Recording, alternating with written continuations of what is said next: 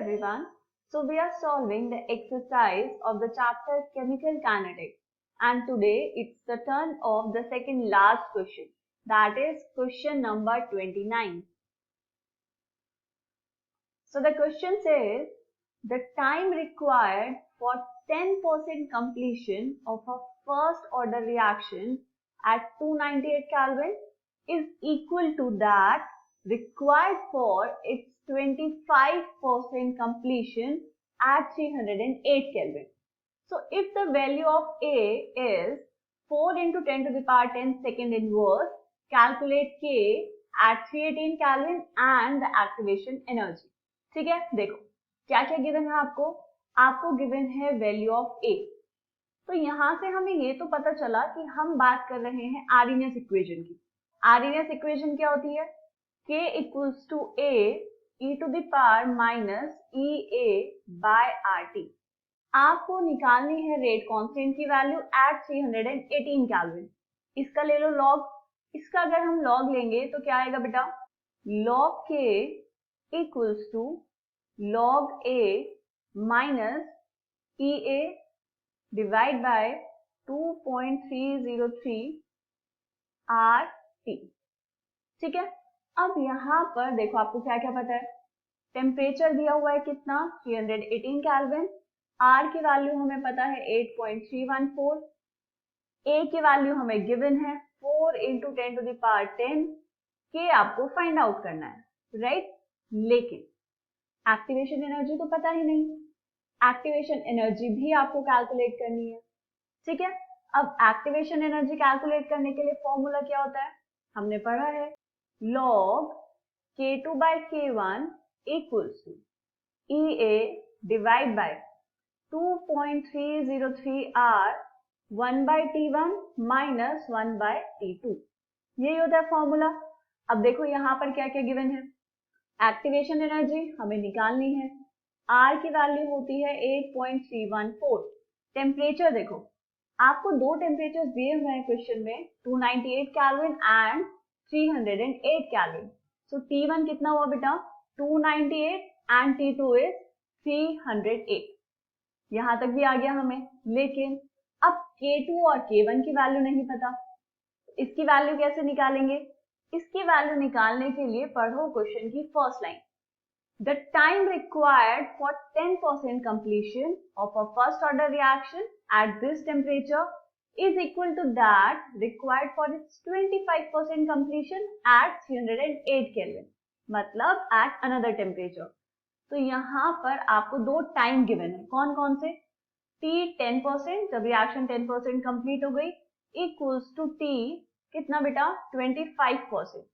लेकिन ये ध्यान रखेंगे अलग अलग टेम्परेचर पे है। ठीक है, एक टेम्परेचर है 308 और एक टेम्परेचर है कितना? 298। बात समझ आ गई यहाँ तक? ठीक है, तो T 10% अगर हम लिखें तो कैसे लिख सकते हैं? 2.303 divide by K log of R0 divide by R। ये होता है जनरल फॉर्मूला। तो T 10% को अगर मैं लिखूं T1 तो हम कैसे लिख सकते हैं इसको? 2.303 divide by K1 log R0। अगर हम R0 ले लें 100, है ना, क्योंकि हम 10% कंप्लीशन की बात करेंगे।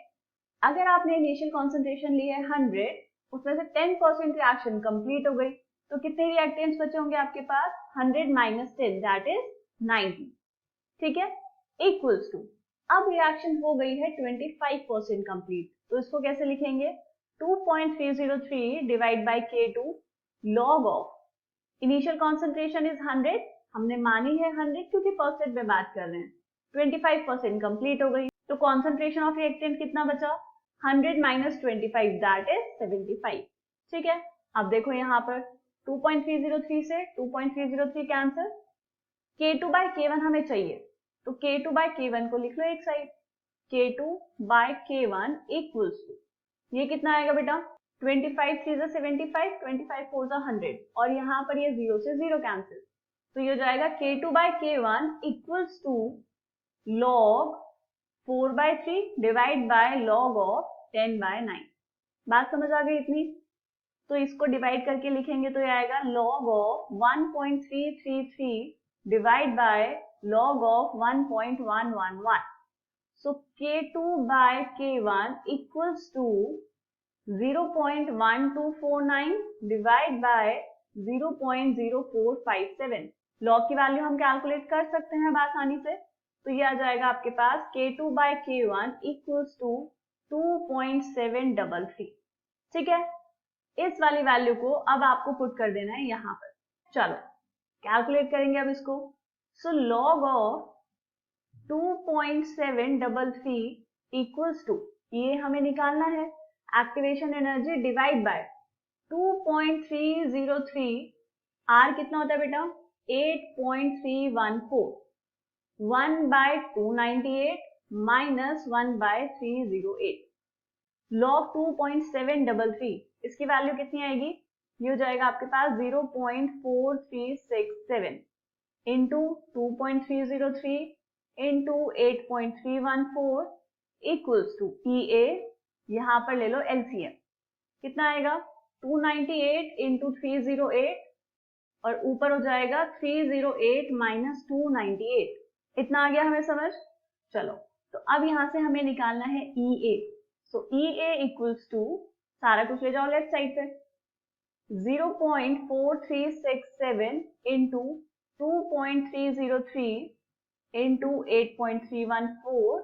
ये जो LCM लिया है ये भी चला जाएगा इस तरफ, इंटू 298 इंटू 308. इस पूरे को आपको डिवाइड करना है किससे? 308 माइनस 298 कितना आएगा बेटा? 10. सिंपल सी कैलकुलेशन, मल्टीप्लाई करना है सर. तो एक्टिवेशन एनर्जी यहाँ से आएगा 76745.71. कितना? जूल पर मोल. ठीक है, अब इसको लिख लो किलो जूल पर मोल में. कितना हो जाएगा? 76.745 किलो जूल पर मोल. एक्टिवेशन एनर्जी तो आपके पास आ गई. अब क्या कैलकुलेट करना है हमें? Calculate K, rate constant eight 318 kelvin. सो 318 केल्विन पे रेट कांस्टेंट के लिए हम ऑलरेडी ये वाला फॉर्मूला लिख चुके थे. ठीक है, यहाँ पर सिर्फ EA की वैल्यू की कमी थी. एक्टिवेशन एनर्जी हमारे पास आ गई, तो वैल्यू पुट करेंगे एक्टिवेशन एनर्जी की यहाँ पर और कैलकुलेट कर लेंगे. करो log K तो हमें निकालना है. So log K equals to log of 4 into 10 to the power 10 minus activation energy कितनी बेटा? जूल में लेंगे. क्यों? क्योंकि R की जो वैल्यू है 8.314 वो है जूल पर मोल पर केल्विन में. ठीक, तो इसीलिए एक्टिवेशन एनर्जी भी जूल्स में लेंगे. तो ये आएगा आपके पास 76.745 into 1000 divide by 2.303 into 8.314 into 318. Temperature लिया है 318 केल्विन, क्योंकि इतने ही टेम्परेचर पर रेट कांस्टेंट निकालना है. अब बस सॉल्व करना है उसको. So log K equals to 4 into 10 to the power 10. कैसे लिखेंगे? 10 टू द पावर 10 का हो जाएगा 10 प्लस log 4. log 4 है 0.602 माइनस, इन सबको मल्टीप्लाई करेंगे, डिवाइड करेंगे, तो ये आ जाएगा 12.604.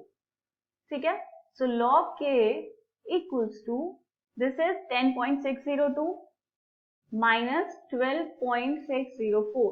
ये आ जाएगा minus 2.002. ये आई log K की वैल्यू. हमें चाहिए K, रेट कांस्टेंट, तो इसका लेंगे antilog. K is antilog of minus 2.002.